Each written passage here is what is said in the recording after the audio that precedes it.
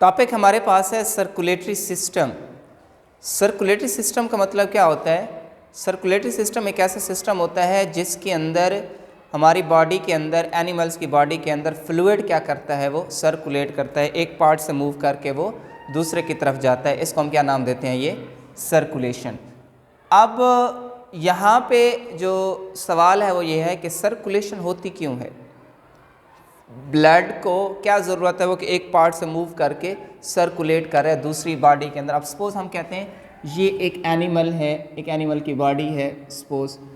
अब इसमें जो ब्लड है, जो फ्लूइड है, वो मूव कर रहा है, वो एक पार्ट के अंदर आ रहा है, फिर दूसरे पार्ट में हार्ट इसके अंदर इन्वॉल्व है, एक बहुत बड़ा सिस्टम मौजूद है।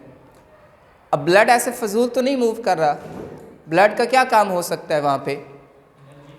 ब्लड का देखो, हमारे पास जो फ्लूइड होता है, इस फ्लूइड में ब्लड शामिल है और ब्लड के अंदर दरअसल हमारा जो ब्लड होता है इसके अंदर हमारी बॉडी को ग्रोथ के लिए जितनी भी चीज़ें रिक्वायर्ड होती हैं, हार्मोन्स हो गए, विटामिन्स हो गए, ऑक्सीजन हो गई, वो सारे उसके अंदर क्या होते हैं? मौजूद होते हैं। मतलब जब ब्लड हमारे बॉडी के पार्ट्स को जाता है, इसका मतलब है कि हमारी बॉडी को ज़िंदगी मिल जाती है। ब्लड का मतलब ज़िंदगी है। अगर ब्लड नहीं होगा, मूव नहीं करेगा, तो इसका मतलब है न्यूट्रिएंट्स हमारी बॉडी को नहीं मिलेंगे। हमारे दिमाग तक ब्लड जाता है, हमारे दिमाग को एनर्जी की ज़रूरत होती है, और एनर्जी किसके अंदर मौजूद होगी? ब्लड में मौजूद होगी। हमारे बाजू की तरफ ब्लड आता है, तो वो ब्लड उसको क्या देगा? वो एनर्जी उसको देगा। विटामिन्स, कार्बोहाइड्रेट्स, वो सारे मिनरल्स उसमें क्या होते हैं? वो डिज़ोल्व होते हैं। हमारे लेग्स की तरफ ब्लड मूव करता है, तो यानी ब्लड जो मूव करता है वो दरअसल हमारी बॉडी को क्या देता है? वो एनर्जी देता है, और उसके अंदर सारे जो न्यूट्रिएंट्स होते हैं, वो सारे न्यूट्रिएंट्स ब्लड के अंदर क्या होते हैं? ये मौजूद होते हैं। अब अगर आप कंपोनेंट्स की बात करें तो इसके 3 मेजर कंपोनेंट्स आपको मिलते हैं। सबसे पहला जो कंपोनेंट्स होता है वो कौन सा होता है? वो हार्ट है, पंपिंग आर्गन होता है, जो पूरी बॉडी के अंदर ब्लड को क्या करता है? वो सर्कुलेट करता है, ट्रांसपोर्ट करता है। दूसरा इसके अंदर क्या मौजूद होता है? ये ब्लड मौजूद है मेन जो होता है उसके अंदर, जो कि आगे हमारे पास क्या करता है? वो मूव करता है, और जो सर्कुलेट करवाती है, जो तीसरी चीज़ मौजूद होती है उसके अंदर क्या होती है? ब्लड वेसल्स होती हैं, और उन ब्लड वेसल्स में क्या हो सकती है? आर्टरीज है, वेन्स है, और क्या होती है? ये कैपिलरीज होती है। अब यहाँ पे आ जाएं, फ्लूइड आपको 2 तरह का मिलता है। एक जो होता है, इसको हम ब्लड नहीं कहते, इसको हम कहते हैं हीमोलिम्फ। बिल्कुल ब्लड की तरह होता है, लेकिन ब्लड इसको हम नहीं कहते, इसकी कंपोजिशन में और इसकी कंपोजिशन में फ़र्क होता है।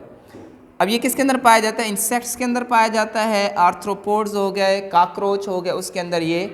आप वहाँ पे उसको ब्लड नहीं कहेंगे, ब्लड की बजाय उसको आप क्या नाम देंगे? ये हीमोलिम्फ का नाम देते हैं। काम वही करता है जो ब्लड का काम करता है, यानी ब्लड का काम होता है चीज़ों को एक जगह से लेकर दूसरी जगह ट्रांसफ़र करना। तो हीमोलिम्फ का काम भी वही होता है जो कि हमारी बॉडी के अंदर ब्लड का होता है, लेकिन ये ब्लड की तरह नहीं होता, इसकी कंपोजिशन थोड़ी सी मुख्तलिफ होती है। यानी अगर आप ब्लड की बात करें, ब्लड मैमल्स के अंदर, फिशेस में, रेप्टाइल्स, बर्ड्स, इन सब के अंदर ब्लड्स पाया जाता है, और इसकी जो कंपोजिशन होती है इसके अंदर क्या मौजूद है?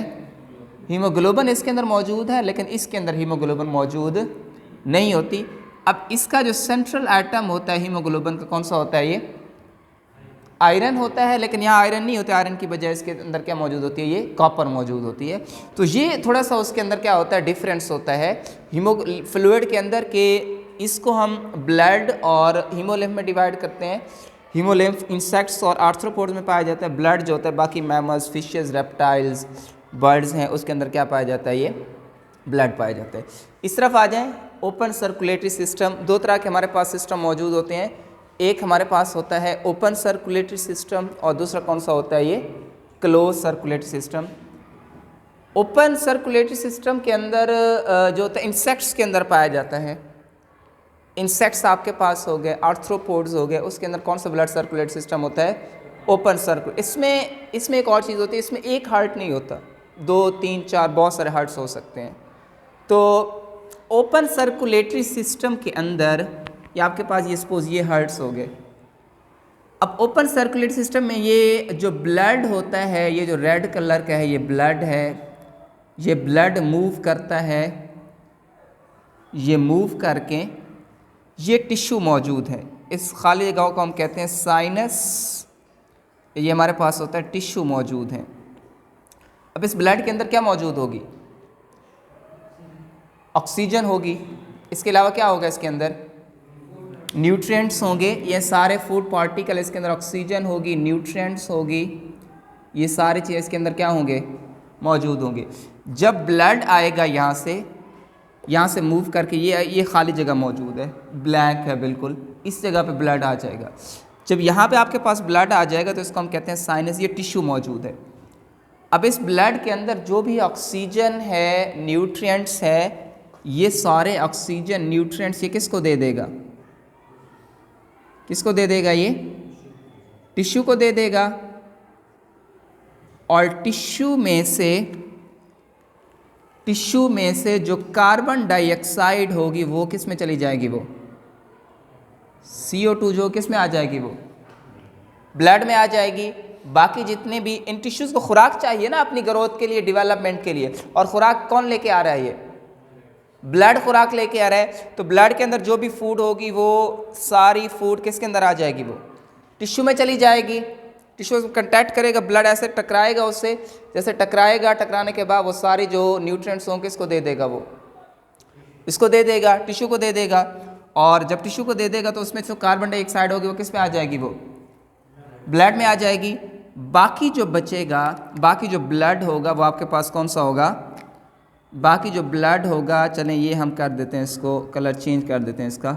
अब बाकी जो ब्लड होगा आपके पास, उसके अंदर ये कौन सा ब्लड होगा? डीऑक्सीजनेटेड। और ये कौन सा होता है? ये ऑक्सीजनेटेड ब्लड होता है। यानी अब जब टिश्यूज़ ने उसको कार्बन डाइऑक्साइड दे दी तो आपके पास कौन सा ब्लड बन गया? ये डीऑक्सीजनेटेड ब्लड बन गया। और ये दोबारा किसकी तरफ चला जाएगा? ये हार्ट की तरफ चला जाएगा। तो ऐसे सिस्टम को हम कहते हैं ओपन सर्कुलेटरी सिस्टम। यानी इस ओपन सिस्टम के अंदर आपको कहीं ऐसा नज़र नहीं आ रहा कि जो ब्लड होता है वो नालियों के अंदर बंद रहे, महदूद रहे। वो एक खुले सिस्टम के अंदर आ जाता है, एक साइनस के अंदर आता है, खाली जगहों के ऊपर आ जाता है।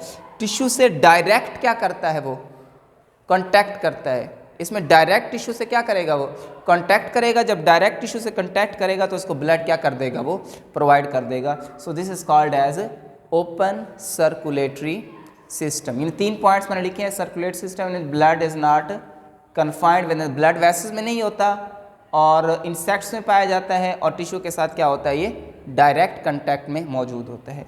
इधर आ जाएं, क्लोज सर्कुलेटरी सिस्टम, बिल्कुल इसका क्या होता है? ये रिवर्स होता है। तो क्लोज सर्कुलेटरी सिस्टम हमारे पास क्या होता है? देखें, क्लोज्ड जो सर्कुलेटरी सिस्टम होता है, क्लोज सर्कुलेटरी सिस्टम के अंदर आपको ये इस तस्वीर को देखें आप, इसमें आपको 3 जो है ना वो ब्लड वेसल्स नज़र आती हैं, आर्टरी, कैपिलरी और आर्टरी। कौन सी नाली होती है? आर्टरी वो डक्ट होती है जो कि ये हार्ट हो गया, हार्ट से ब्लड को दूर लेकर जाती है बॉडी की तरफ, इसको हम क्या नाम देते हैं? ये आर्टरी कहते हैं। अब आर्टरी आगे डिवाइड हो जाती है मुख्तलिफ नालियों के अंदर, इसको हम क्या नाम देते हैं? ये कैपिलरी कहते हैं। और वेन्स वो नाली होती है जो कि ब्लड को दोबारा किसकी तरफ लेकर आती है? वो हार्ट की तरफ लेकर आती है, इसको हम क्या नाम देते हैं? ये वेन कहते हैं। अब जो क्लोज सर्कुलेटरी सिस्टम है अर्थवर्म के अंदर पाया जाता है, अर्थवर्म के अंदर पाया जाता है, और जो हायर एनिमल्स होते हैं उसके अंदर पाया जाता है। अब ओपन में और क्लोज में क्या डिफरेंस होता है? ओपन में ये होता है कि ब्लड जो होता है वो कन्फाइंड नहीं होता, ब्लड वेसल्स के अंदर नहीं होता, डायरेक्ट टिश्यूज़ को कंटैक्ट करता है। लेकिन यहाँ आपको नज़र आ रहा है कि जो ब्लड होता है वो ब्लड वेसल्स के अंदर क्या होता है? वो कन्फाइंड होता है, यानी उसके अंदर क्या होता है? ये रहता है और डायरेक्ट टिश्यूज़ को कंटैक्ट में नहीं आता। अब देखें, यहाँ से ब्लड आएगा, यहाँ से जो ऑक्सीजनेटेड ब्लड होगा वो इस नाली से आर्टरी से आएगा, आर्टरी से आगे ये आर्टरी डिवाइड हो जाती है मुख्तलिफ नालियों के अंदर, जिसको हम क्या कहते हैं? ये कैपिलरीज कहते हैं। अब ये कैपिलरीज बन गई। अब ये क्या मौजूद है? ये टिश्यूज़ मौजूद हैं, या आपके पास टिश्यू मौजूद हैं। अब इस ब्लड के अंदर जो सारे न्यूट्रिएंट्स होंगे, ये ब्लड महदूद रहेगा, बाहर नहीं जा रहा। ये ब्लड के अंदर जो सारे न्यूट्रिएंट्स होंगे वो किस में आ जाएंगे, वो ब्लड के अंदर जो सारे न्यूट्रिएंट्स होंगे वो किस में आ जाएंगे, वो टिश्यूज़ में आ जाएंगे।